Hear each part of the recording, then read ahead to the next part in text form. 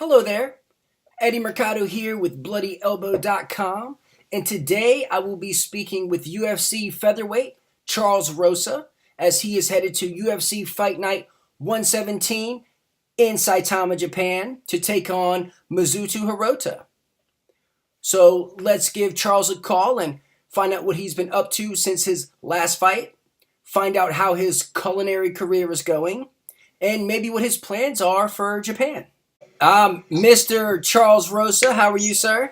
Great, man. How you doing, Eddie? Everything good? I'm doing well. I'm doing really well. Thank you so much for taking out the time. You are currently 11-3 overall, headed into your sixth UFC fight in Japan, no less. How are things?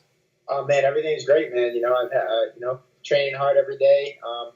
This is the first time in a while I've been completely healthy, so feeling great, man. And I love traveling, so I'm so excited to go to Japan and be able to represent my country and my team and stuff. It's a dream come true ever since watching Pride as a kid. Always wanted to fight in Japan, so it's gonna happen now. Yeah, absolutely. It's kind of a big deal, right? Kind of Yeah, a big sure. deal.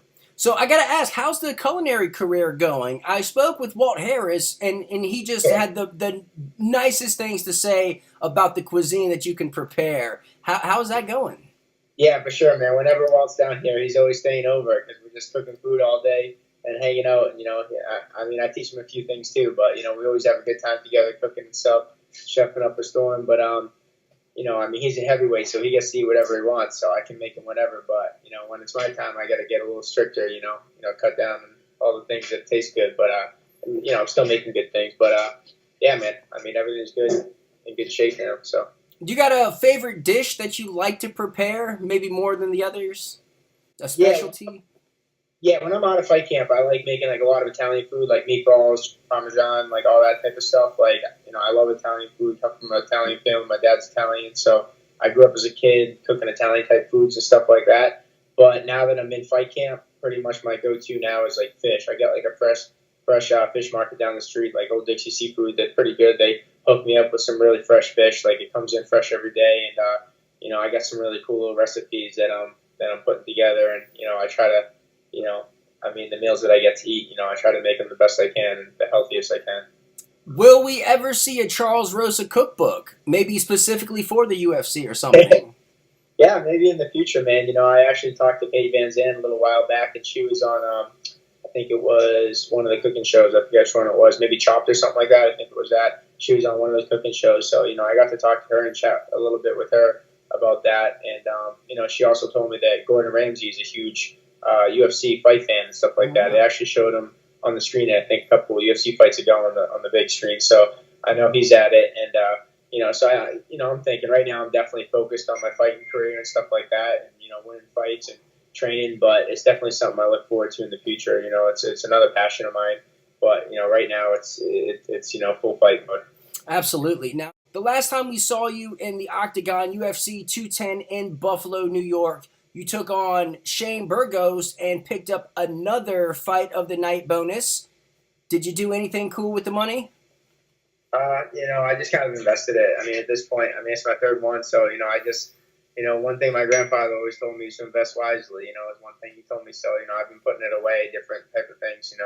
Just to save it for my future and stuff like that. Eventually, I have a family, stuff like that. So right now, just saving up, a little bit. But I got a new car. I live in a nice place, and I live a good life down here in Boca Raton, Florida. So I definitely don't blow my money, but I definitely enjoy my life and take care of my friends and family and people around me. So always doing fun stuff.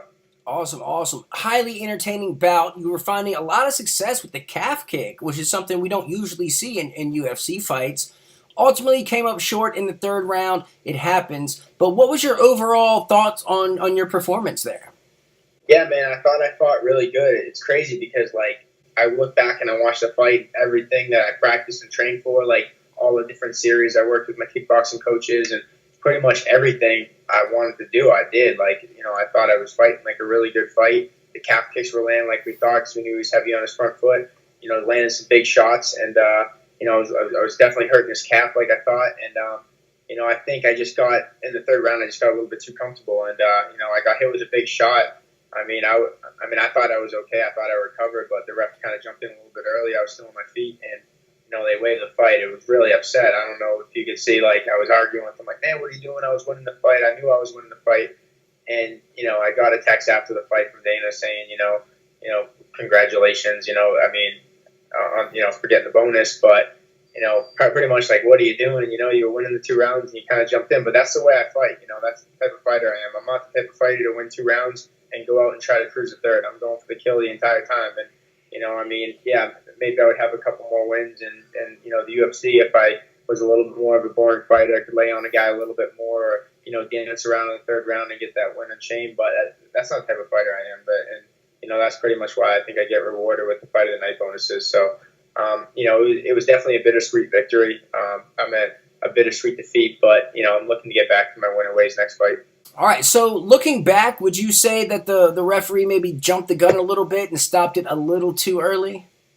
Yeah, I definitely thought so. I'm the type of fighter. I even told the referee, and I tell him before every one of my fights, every UFC fight I've had, I tell the referee, I say, hey, listen, there's a chance I may get dropped in this fight, may get put down on the ground. Please don't stop the fight. Give me a chance to fight to the end.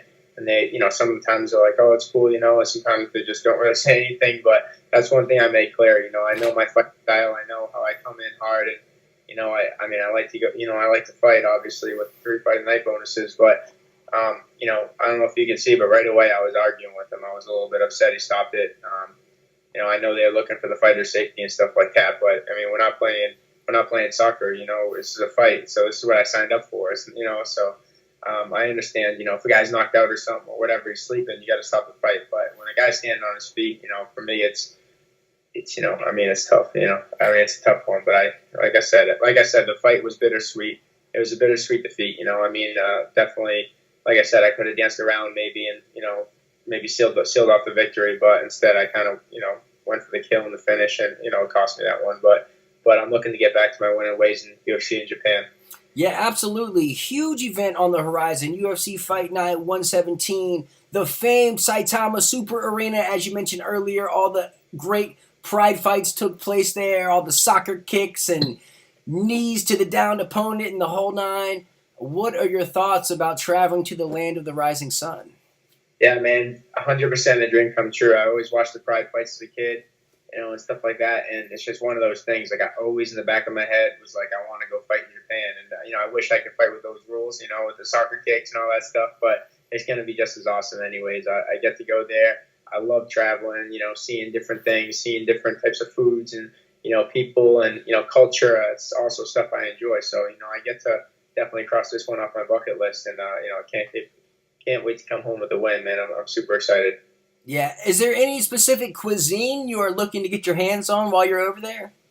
Yeah, for sure. They said the sushi's amazing there, so we'll see. So, I know Japan's really famous for their really good fish and fresh fish and sushi and stuff like that. But someone also was telling me about some different types of barbecues, special types of barbecues they have. But that's probably gonna have to wait till the day after my fight. But I'm gonna scope out a couple spots for after I get that win to be able to spend a day and get some good stuff, depending on how everything goes, if I'm healthy and stuff like that, I might even stay out there for a week or 2 after. But we'll see. Like I said, we'll see. I just playing it by ear now, focus on the fight. Okay, and when do you head out there? Of course, it's on the other side of the world. There's a huge time discrepancy. So how soon will you be getting out there to get acclimated? Yeah, I'm going like 3 days earlier than usual. Usually you go out there like 4 or 5 days early, but I'm going out 8 days early. So I'm heading out like September 15th or 16th. I'm flying out with my coach Roger Carl from American Top Team, my striking coach, and then my buddy Matt Wagyu, who trains Team Alpha Male, is actually coming with me to help corner me. He's a solid wrestler, solid grappler, so it'll be cool to have him in my corner as well. Usually I have Mike Brown with me, but probably a week before, he's going to be with Thiago Alves and Will Brooks at, I believe it's UFC Pittsburgh, I think it is. Yeah, so Fight Night 116. It'll be very difficult for him to get over there in this time and, really, he's traveling every weekend. So, I think that we'll do the job just fine with Roger and Matt. And also my dad's going to be in the corner, which is going to be pretty cool. So, awesome. I got my mom and dad coming through to Japan. So, they don't get out much or travel much. So it's always exciting when they go to a different place. Yeah, that's definitely awesome. That's definitely awesome. Now, your opponent, Mizuto Hirota, a Japanese guy, he's 18, 8 and 2, as tough as they come. What are your thoughts on the stylistic matchup? Yeah, for sure, man. Mizuto Hirota is definitely nails. I mean, I've watched his fights. He comes, he brings it every time. I believe he's a deep champion in Japan at 155. So I know he's gonna be tough and strong. But as far as his style, I think I think he's pretty basic. I mean, I kind of and which is good for me because it's easy to train for. I got hundreds of teammates at ATT that can pretty much emulate that boxing MMA style. The kind of like the pretty much is like boxing and takedowns and body locks and stuff like that. And that's stuff I train every day. So it's going to be a little different. Obviously, it'll be a little bit easier than training for a guy like Yair Rodriguez or even a guy like Shane with that really good stand up and slip in and keeping his hands down and stuff. So this is one of those fights I really like. It's one of those ones I really feel like I can just focus on what I'm great at, and that's like digging deep.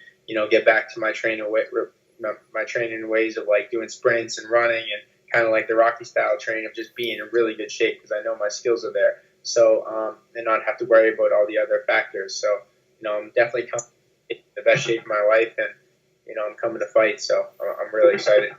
Okay, now you fought Shane Burgos in New York, Yair Rodriguez in Mexico. You're fighting Hirota in Japan. Why Yeah. are you always fighting these guys in their backyards? I don't know, man. I mean, obviously, I bring it every time. I mean, I even fought Dennis Seaver in Europe in my UFC debut on 5 days' notice. So all my losses have come in like the worst hostile type of environment you can imagine. But I mean, that's what I live for. It's nothing. It's nothing new to me, man. And all sports teams have to go into the Lions' Den, or they got to go, away game. I just look at it like that. It's like an away game. I've gotten my 2 fights in Boston. Where I've been able to shine to get those wins and have the whole crowd behind me and stuff like that. But I feel like this is what makes a real fighter. Being able to go into the other guy's country and come back with his flag. And that's the way I'm looking at it. I mean, I'm going in there like it's war, and that's how I go into every fight, and I'm excited for it. Now, the Japanese crowd is known as one of the more educated fan groups out there. What is in store for them? How do you see this fight taking place, and how do you see it ending? Yeah, I'm definitely excited about the crowd thing. I hear they're a little bit quieter and stuff like that. I mean, that'll be interesting to see. I mean, like I said, I fought at fights where there's 10 people watching and there's nobody in the whole full gymnasium. The seats are empty, and then I fought in Mexico City where there's 30,000 people going crazy, chanting in Spanish. So I mean, I've seen both ways of it, but I definitely appreciate the fans. That's one of the things I really love about the sport. Like I love people coming up. Even when I was in Mexico, I'd have like lines of Mexican kids lining up to get my autograph and talking to them and stuff like that, taking pictures with them. That's always stuff that I really enjoy about this, and I mean, it's part of it. I love it, and honestly, it's just more fuel for the fire. The more fans that get engaged, and the more people that are engaged, and the more love I have, the harder I want to work, and the more I want to succeed. So I'm excited to, like I said, man, I'm excited to get this fight and go to Japan and see more of the world. Now, what would be next for Charles Rosa? You're quite an active fighter. You like to stay in there pretty regularly. You think we'll see you again before the end of 2017? Yeah, for sure, man. That's one thing I've made clear with UFC is, I mean, I'm ready to go at all times. It's always been like that. I mean, I had a year layoff, but it was more just contract issues. It wasn't injuries or me not wanting to fight. I mean, I've always been, fairly healthy in my whole career. Been fighting. I used to fight every 2 weeks. I mean, most people don't realize, but when I was an amateur, I took 20 amateur fights. I was fighting every 2 weeks when I first started in this thing. So, I mean, fighting is something I love to do. It's not, some people don't really like to fight. They kind of just do it because they need to. Every 6 months they'll fight the least amount. But but that's not me. I'm a real fighter. I love to fight, and I mean, I would do it for free. I mean, I did do it for free. I did it 20 times for free. If anything, I had to pay to do it, and now that I get paid for it. I mean, you don't have to tell me twice to sign the line. I'm always game and ready to go. Awesome, awesome. Now, who are some of your sponsors or people you want to give a shout out to that have been helping you out? Yeah, for sure, man. I definitely want to obviously shout out American Top Team, my gym. I was lucky enough to walk into American Top Team 7 years ago when I first moved down to Florida. Just thought it was a boxing gym, but ended up, walking into one of the best mixed martial arts gym in the planet. So definitely shout out to them. I want to shout out my restaurant in Delray Beach, Florida, Cut 432.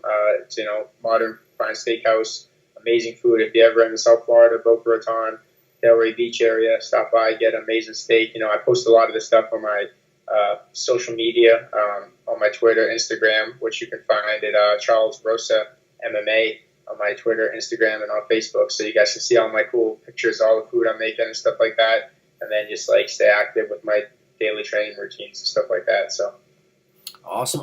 Well, Charles Rosa, thank you so much for taking out the time. You are headed to Saitama, Japan to take on Mizuto Hirota, September 23rd.